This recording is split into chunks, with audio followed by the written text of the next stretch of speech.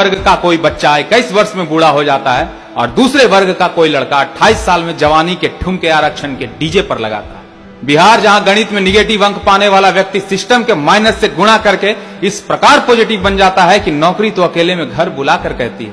ए जी हमको रखिएगा।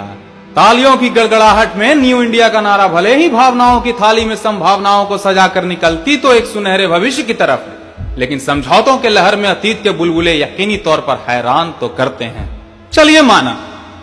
अपने मूल उद्देश्य की पूर्ति के लिए आरक्षण की यह व्यवस्था संसद, प्रदेश के साथ साथ सिविल सर्विसेज जैसी संवैधानिक संस्थाओं तक तो ठीक थी, लेकिन इस व्यवस्था को टेक्निकल, मेडिकल और आर्थिक क्षेत्र के विशेष योग्यता वाले पद प्रतिष्ठानों पर थोप के अव्यवस्था की नींव योग्यता के पैमानों को शर्मसार इसीलिए करती है क्योंकि इन क्षेत्रों में योग्यता से समझौता बनारस जैसे शहरों में पुलों का गिरना या फिर सरकारी विद्यालयों में शिक्षकों को राष्ट्रपति का नाम तक ना पता होने से जाहिर होता है। देखिए, हिंदुस्तान की गलियारों में प्रतिभा तो उस कंकड़ की तरह है जिसे वक्त के हथौड़ों से पीटना ही उसके भविष्य के नक्काशी का आधार बनती। जिम्मेदारी के बोझ तले संस्कारों की गठरी बांधकर कोई युवा कंपटीशन के जंग में कूदता तो ऐसे है मानो जमीन हिल जाए। मन को बहला फुसला कर कभी दिक्कत हो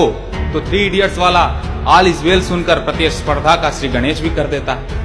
लेकिन वर्चस्व की इस लड़ाई में जब उसके पास होने का फैसला उसकी कलम नहीं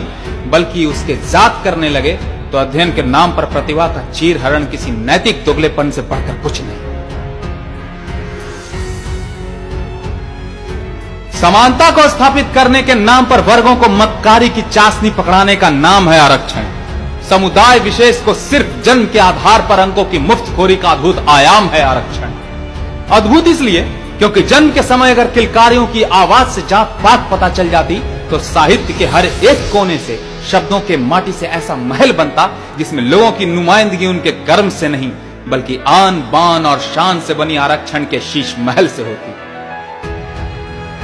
इसीलिए वक्त की यह मांग है कि बदलता हिंदुस्तान बदलाव की एक ऐसी कहानी लिखे, बदलता बिहार बदलाव की एक ऐसी कहानी लिखे जिसमें अवसरों की समानता ही भविष्य की पहली ईंट साबित हो।